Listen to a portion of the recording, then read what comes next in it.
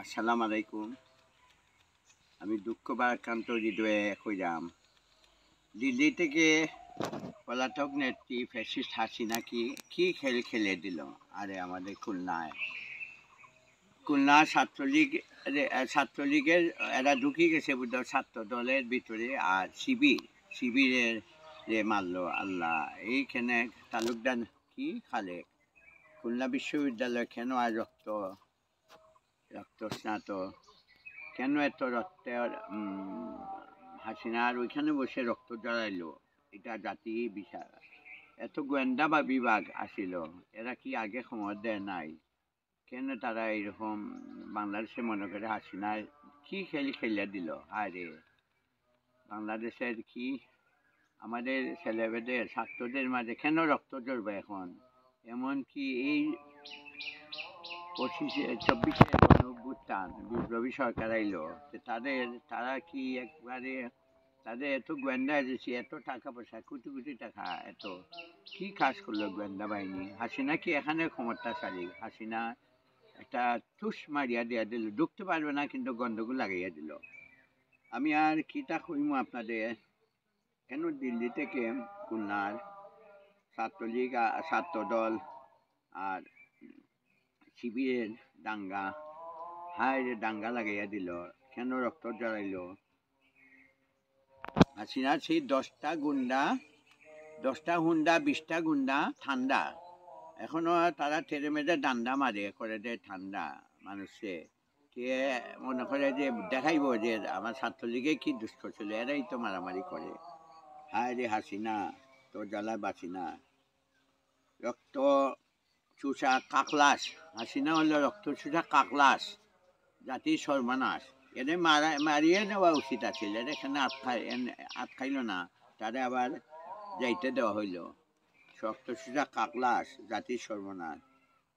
খুলনা ছিল একটা শান্তির জনপদ। এত দীর্ঘদিন 5 মাসে আওয়ামী পেতারটা ঘুরে দাঁড়িয়েছে মনে হয়, না হইলে তারা খুলনাতে ঘুরে আওয়ামী পেতারটা খুলনা ইয়া ছাত্র দলদের উপরে সোয়ার হইয়া ছাত্রলীগদের মারলো, এমন তো হওয়ার কথা ছিল না। এই গাড়ি চড়ে এত দাঙ্গা লাগাইল, এত রক্ত ঝরলো, এ দায়ভার কে নিব? আল্লাহ, এই ড্রাইভার কে নিব? আল্লাহ, আল্লাহ যদি আমাদের রক্ষা না করেন। রাষ্ট্রের কোটি টাকা খরচ করে গোয়েন্দা বাহিনী, হায় রে গোয়েন্দা, তারা ভারতের কাছে গোয়েন্দা, রয়ের কাছে কি জিম্মি? তারা কেন আগাম সতর্কবার্তা দেয়নি? আমাদের ছাত্ররা কেন প্রাণে ঝরবে? ছাত্রদের কত আশা বুক নিয়া ছাত্ররা রক্তরাল লাল, হাসিনা ওখান থেকে তাল বেতাল করে দেয় জাতিরে। সরকারের জানল না, তাহলে কি বর্তমানে দিল্লি থেকে নির্দেশ আছে যে এখানে ছাত্ররা তোমরা মারামারি করো? হ্যাঁ, মোদির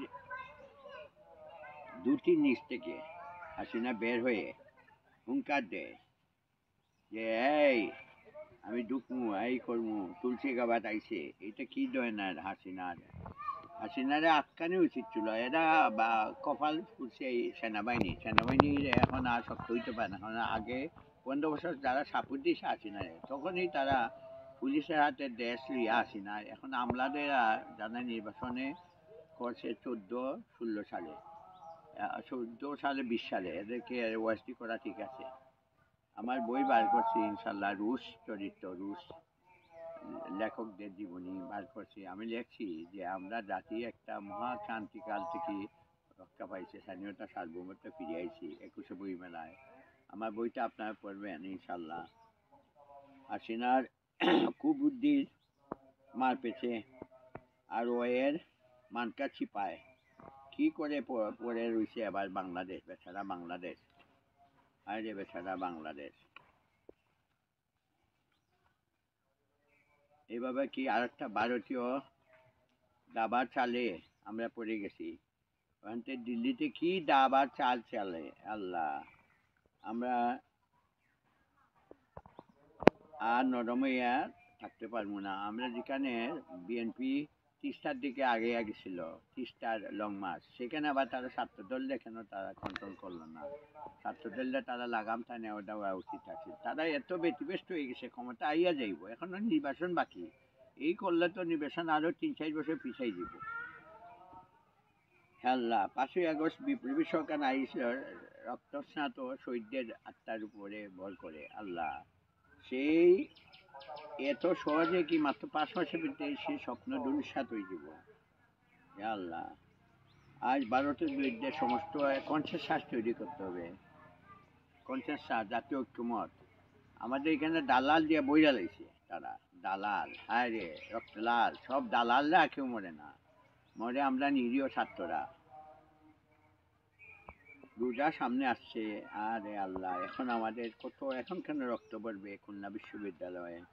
আর বাংলাদেশের সাথে আন্তর্জাতিক সম্পর্ক আমরা সম্পর্ক কোমর সোজা কইয়া চলতে হইব। কোমরে শক্তি যোগাই দিব, শক্তি দিব তুরস্ক, পাকিস্তান, চীন, Japan, European union, great Britain, America, Australia, ASEAN.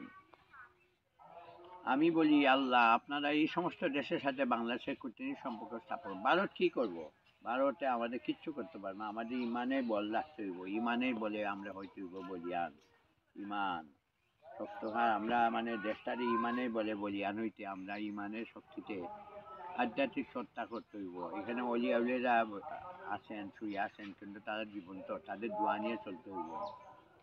নাফরমানি কাজ আজ বেদাত কাজ হইতো না। মোল্লারা একই মুরব্বীরা শীত মৌসুমে আসলে ওয়াশ করে 11টার পরে সব একটা আইনে বন্ধ করে দেওয়া উচিত। মোল্লারা বেশি বাড়া নেই, মৌলবি, তারা সারা শীতের সময় যা কামায় সারা বছরের কামাই করে। একটার সাথে নিয়ে ঠিক কিনা, মুখ ব্যাংসিয়ে কথা কয়, ঠিক কিনা, ঠিক কিনা, ঠিক কিনা? আর তোমরা যে কাজটা করছো এটা কি ঠিক?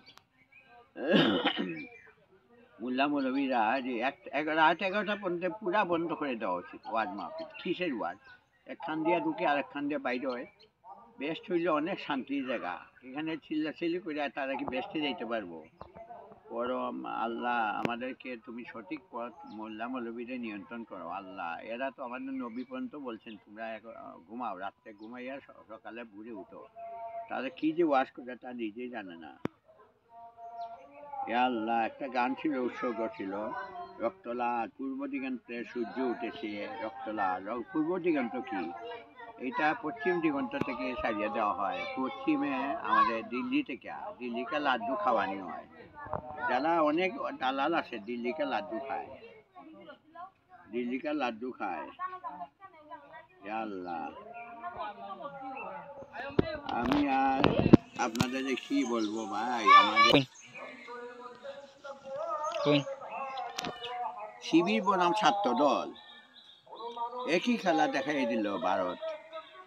খুলনা শান্তনগরী, এখানে কিভাবে তারা এই কাজটা করলো? আমার গোয়েন্দা বিভাগ তাহলে এত পুলিশ না, আর্মিরা কি করলো? যৌথ বাহিনী, তাদেরকে দামাইবার উচিত ছিল। আল্লাহ, এখানে কোন চক্রে এখানে কাজ করছে? এই যুদ্ধ খেলা হইব ভারতের সাথে, যুদ্ধ। প্রতিবেশীর সাথে আমরা সীমান্ত হত্যা বন্ধ হয়েছে, জঙ্গলি নাটক বন্ধ হয়েছে। আমরা দেশে যে জঙ্গলি বানাইছে গত 5 মাস ধরে কোনো জঙ্গলি নাটক হয় না, আর সীমান্ত হত্যা হয় না। এখন আমরা একটু কমার সোজা করিয়া চলতে পারবো। এর মধ্যে কেন এই ঘটনা ঘটাইল? ছাত্র দল, হায়রে ছাত্র দল, বল বল বল, ছাত্র দল কোথায়? তোরাও কি ভারতের দিকে যুগছ? ভারতের কথা যে তোমরা ক্ষমতার লাগি একবারে ক্ষমতার লাগি হয়ে গেছে পাগল। হায়রে ছাত্র দল, আমাদের এইগুলা সীমান্ত আগে অরক্ষিত ছিল। সীমান্ত এখন আমরা আল্লাহ রহমতে শক্তিশালী অবস্থানে নিছি। আমরা ওই খ্রিস্টান অভিমুখী বিএনপি তো ভালোই দেখা যায়, খ্রিস্ট অভিমুখী লং মার্চ করছি। খ্রিস্টাতে আমাদের চীনের সাহায্যে যদি একটা বাদ নেওয়া যায়, যেখানে ভারত হাত থেকে তারা কন্ট্রোল করবে আমাদের পানি, তারা পানি বন্যার সময় পানি সাইডা দিতে পারবে না। আর শুষ্ক মৌসুমে যাতে চীন ওই দিক থেকে পানি সাইডা দেয় আমাদের। চীনটা লাদাখ অঞ্চল, চিকেন নেক দেওয়া উচিত। আসলে এখন যে অবস্থা আইছে আমরা মণিপুর, আসাম, মেঘালয়, ওইদিকে আরো অরুণাচল প্রদেশ, ওইদিকে ভারত, ত্রিপুরা, ওইদিকে মিজোরাম, সব আমাদের বাংলাদেশের ডাইন সাইডে পিঠ সোজা করে নিয়ে আমাদের ওইদিকে ভারতে যদি চীন একটু ধাক্কা দেয়, ওই যে শিলিগুড়ি করিডোর আমরা নিয়ে নিই, তাহলে আমরা শক্তিভাবে বাংলাদেশে বাঁচতে পারবো। বৃহৎ বাংলাদেশ তৈরি তো খুব ভালো। বৃহৎ বাংলাদেশ যেটা চাইছিল কে জানি আপনার, আমি সুভাষ বলছি, সুভাষচন্দ্র অনেক সুন্দর কথা বলতো, শেরে বাংলার কথা মনে হয়, আগে শেরে বাংলা। আর আমাদের একটা দেশের সংবিধান এত কাটাছুড়া হয়েছে, এখন আমাদের এই সরকার কত বছর থাকবে? এইটা একটা গণভোট নেওয়া যায়, রেফারেন্ডাম করলে ভালো হয়। এই সরকার যে অবস্থা, এরা আইয়া মারামারি করবো আবার ছাত্র শিবিরা ছাত্রদল, তাই এদেরকে কন্টিনিউ করা উচিত। ইকোবানি না পর্যন্ত কিসের এই যে বিপ্লব হয়েছিল, এই বিপ্লবের চেতনারে কিছুতে নষ্ট হইতে দেওয়া যাইব না। আজ খুলনা বিশ্ববিদ্যালয়ের ছাত্রদল শিবির আজ ফ্যাসিস্ট হাসিনার হইয়া যে কাজটা করলো, আল্লাহ তুমি আমাদের রক্ষা করে। এই সমস্ত সরকার উচিত ছিল আগে গোয়েন্দা বিভাগে কাজে লাগিয়া থেকে এদেরকে প্রতিহত করতে। তবে কি করেছে এই গোয়েন্দা বাহিনী, কি করেছে সেনাবাহিনী, যৌথ বাহিনী, হ্যাঁ রে কি অবুঝ। আর রক্তসূচা হাসিনা, রক্তসূচা কাকলাস দেশের করবে সর্বনাশ। তার যে কোনোভাবে তাদের ধরে আনতে হইব বিমান বাহিনী, বিমান পাঠিয়ে। ধন্যবাদ। আসসালামু আলাইকুম ওয়া রাহমাতুল্লাহ। ইলন মাস্ক বাংলাদেশে আসবে, আমি অভিনন্দন জানাই। ধন্যবাদ। আসসালামু আলাইকুম ওয়া রাহমাতুল্লাহি ওয়া বারাকাতুহু। বিসমিল্লাহির রহমানির রহিম। এই তোমরা এটা খান্নে পাখি দৌড়া নিয়ে আসলা আই যায় কোন এটা তো সব জালো লাগছে। খাদ জাল ও ইয়ো মানে ফুরকিছে। কোন ফুকি?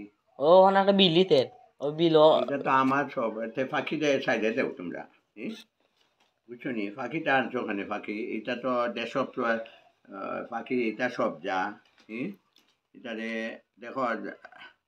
আরে মানে এখানে এরকম লাগলো, পাখিটার বুকে যে হারে খাইতে চায়, পাখিটার বুকে যেন তীর মেরো না, তাকে গাইতে দাও হারে আমার কাছে আইসে। আপনাদের সব ফাঁকায় আরে এই পাখি তোর যন্ত্রণা আর তো প্রাণে সয় না, এটা তো পাখি তো মারা ঠিক না রে। আমরা ফাঁকে এলে সব রূপ কমে। না পাখি তো এটা সাইডে দেও।